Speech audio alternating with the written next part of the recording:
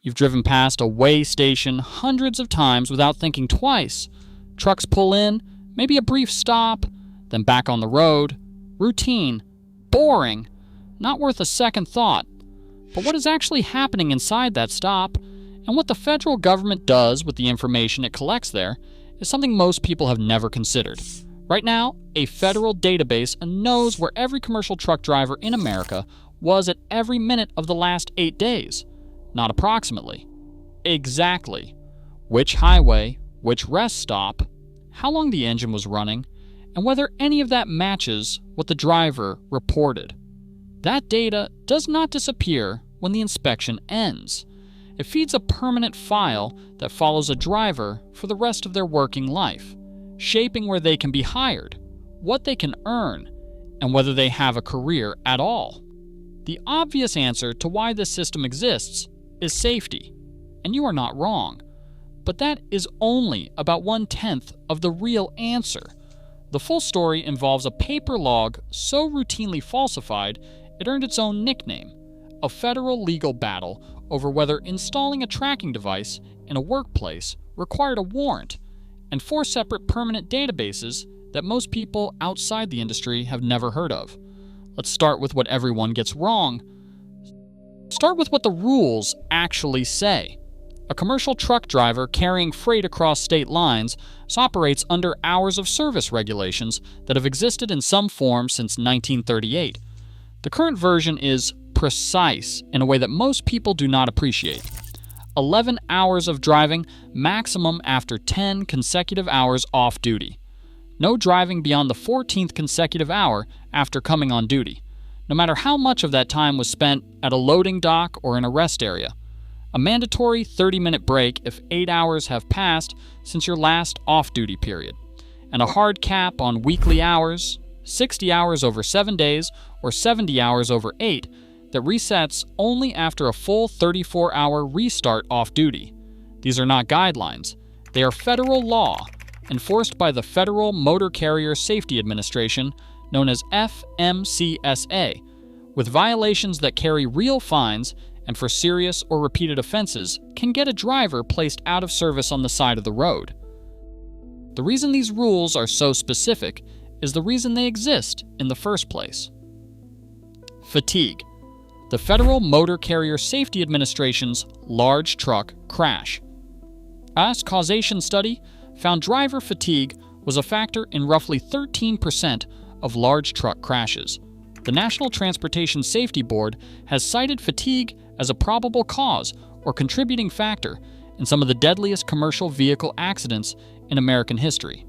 A 40-ton vehicle traveling at highway speed with a fatigued driver is not a traffic inconvenience. It is a catastrophe waiting to happen. So the rules are precise. They exist for real reasons.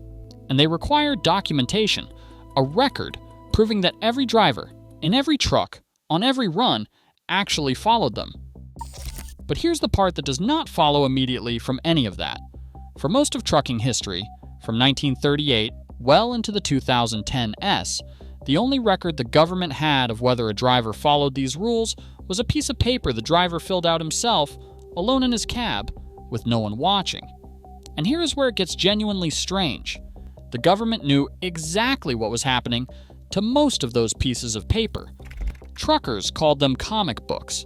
It was not affectionate, it was accurate. Paper logbooks were the official federal record of a driver's hours of service. A small book, a grid, boxes for each hour of the day, with 4 lines representing the 4 duty statuses: off-duty, sleeper berth, driving, and on duty, but not driving. Every change in status required a line drawn across the appropriate row. Every day's log had to be kept for a specified period and surrendered to inspectors on demand. They were also, in many cases, fiction. The economics of long-haul trucking created relentless pressure to push beyond legal limits. Loads needed to arrive on schedule. Brokers pressured carriers. Carriers pressured drivers. Drivers, many of them independent owner-operators whose income depended directly on miles driven, had every incentive to run more hours than the law allowed. And paper logs gave them perfect cover. drivers maintained two sets. One showed legal hours, one showed what they actually did. At a weigh station, drivers handed over the legal copy. The real one stayed in the cab, or got thrown away, or never existed in the first place. The Federal Motor Carrier Safety Administration knew, the industry knew, safety researchers knew, hours of service violations were among the most commonly cited violations at roadside inspections, even with drivers in control of their own documentation, which suggests the actual rate of non-compliance was considerably higher. High-profile crashes accumulated. The National Transportation Safety Board investigated. Fatigue kept appearing as a cause. Congressional hearings happened. Reports were issued. And the paper logbook system, which had been the compliance mechanism since the Roosevelt administration, stayed in place for decade after decade, because the trucking industry was politically powerful and the proposed alternative was something that felt, to many drivers, like something fundamentally different from a logbook replacement. They weren't wrong about that, but their fight against it went further than most people know, and what they argued in court reveals something important about exactly what this technology actually is. In 2012, Congress passed the Moving Ahead for Progress in the 21st Century Act, MAP 21, and buried inside its transportation provisions was a mandate requiring the Federal Motor Carrier Safety Administration, FMCSA, to establish regulations for electronic logging devices in commercial motor vehicles. FMCSA issued the final rule in December 2015. Full enforcement began December 18, 2017. An ELD, an electronic logging device, is not a GPS tracker bolted to the outside of a truck. It connects directly to the engine's electronic control module, ECM, the computer at the core of how the engine runs. The ECM already records everything: engine hours, miles driven, speed, and whether the vehicle is in motion. The ELD does not add a new sensor. It simply reads what the engine has already been writing about itself. It logs the driver's duty status at every change. It records location at every change of duty status, and it records location every 60 minutes while the vehicle is in motion. It cannot be turned off without turning off the engine. It cannot be altered without leaving a detectable edit trail. The driver does not fill it out. The engine already did. That detail matters. A paper logbook recorded what a driver chose to write.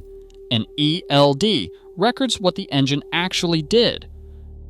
The Owner-Operator Independent Drivers Association, OID, the largest advocacy group representing independent truckers, sued to block the mandate. Their argument was not primarily about inconvenience. It was constitutional. The Fourth Amendment protects against unreasonable searches and seizures. OIDA argued that requiring a government-mandated tracking device inside a driver's workplace, the cab of a truck, without a warrant, and broadcasting location continuously amounted to exactly that: unreasonable government surveillance of a private citizen in a private space. The Seventh Circuit Court of Appeals heard the case in 2016 and disagreed.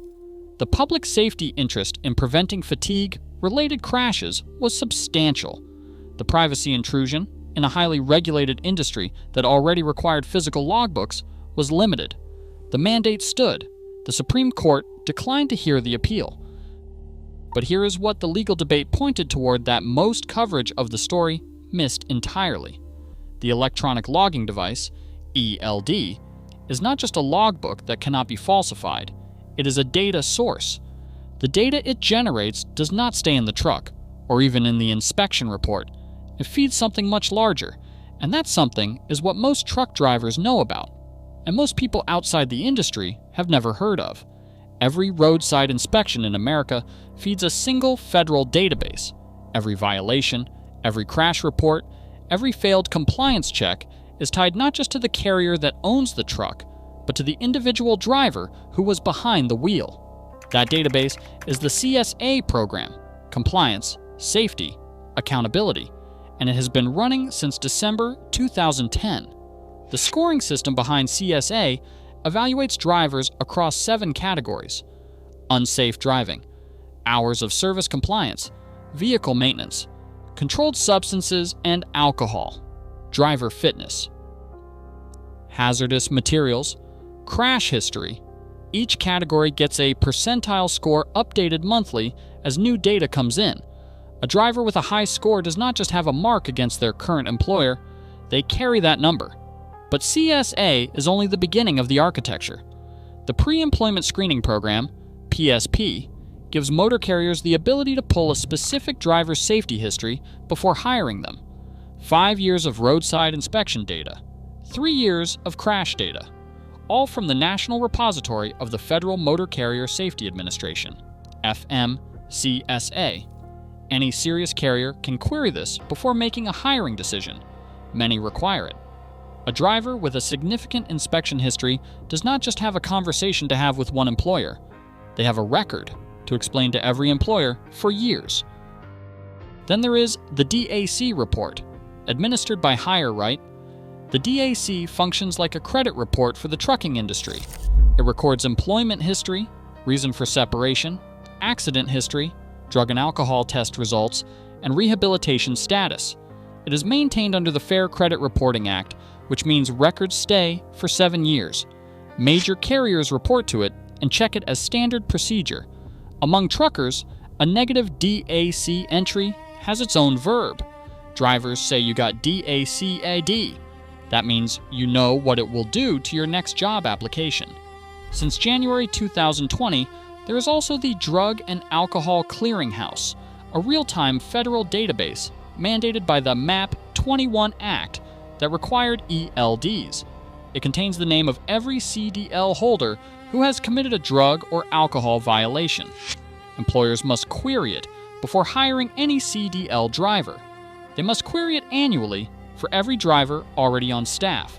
A driver listed in the clearinghouse cannot return to safety-sensitive functions until they complete a full return-to-duty process. That record stays for 5 years minimum, or until the process is complete, whichever is longer. 4 separate, interlocking, permanent databases. Each one captures a different dimension of a driver's professional life. Each one feeds into the employment decisions of every significant carrier in the industry. Here is the part that should shift the picture completely. So here's where you actually land after all of this. You drove past a weigh station thinking you were watching routine bureaucracy. What you were actually watching was the visible edge of a surveillance infrastructure 80 years in the making, built on the wreckage of a paper-based compliance system that everyone knew was broken and nobody could fix for decades. It was forced into existence by a congressional mandate, tested in federal court, and now runs in real time behind every CDL holder in the country. The ELD in the cab logs where the truck is and what the engine is doing every 60 seconds. That data feeds a CSA score updated every month. The PSP report holds 5 years of inspections and 3 years of crashes, accessible to any employer willing to pay a query fee. The DAC report keeps employment history and drug test results for 7 years. The clearinghouse tracks every drug and alcohol violation in real time, and it is queried before every hire and every year thereafter. That is not 4 systems. That is one system with 4 faces. It applies to every driver of every truck, carrying every package, every prescription, every piece of produce, every piece of furniture, every pallet of goods that makes it to your door, your pharmacy, your grocery store, or your garage. Next time you see a truck pull into a weigh station, you are not watching paperwork change hands. You are watching a node in a permanent federal record system that follows 3.5 million drivers from the day they earn their CDL until the day they hand it back. If you want to understand what those trucks are actually carrying, and exactly why keeping it at 34 degrees for 2,000 miles is a harder engineering problem than it sounds, that is the next video.